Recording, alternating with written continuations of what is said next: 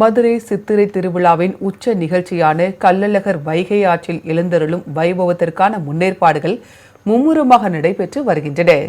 உலக புகழ்பெற்ற மதுரை மீனாட்சியம்மன் கோவில் சித்திரை பெருவிழா கொடியேற்றத்துடன் தொடங்கி விமரிசையாக நடைபெற்று வருகிறது.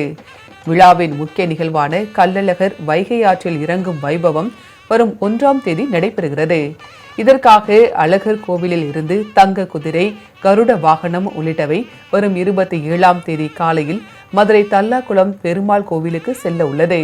சித்திரை திருவிழாவில் லட்சக்கணக்கான பக்தர்கள் பங்கேற்க உள்ளதால் வைகை ஆற்றில் போதுமான தண்ணீர் இருப்பதை உறுதி செய்யுமாறு மாவட்ட நிர்வாகத்திற்கு தமிழக அரசு உத்தரவிட்டது. இதனையடுத்து நீர்வளத்துறை உத்தரவின் அடிப்படையில் வைகை அணையில் இருந்து நேற்று தண்ணீர் திறக்கப்பட்டுள்ளது. வரும் 29ஆம் தேதி வரை மொத்தம் 170 மில்லியன் கன அடி தண்ணீர் திறக்க அனுமதி வழங்கப்பட்டுள்ளது. இந்நிலையில் வைகை ஆற்று பகுதிகளில் பொதுமக்கள் யாரும் இறங்கவோ, குளிக்கவோ அல்லது கால்நடைகளை அழைத்துச் செல்லக்கூடாது என எச்சரிக்கை விடுக்கப்பட்டுள்ளது.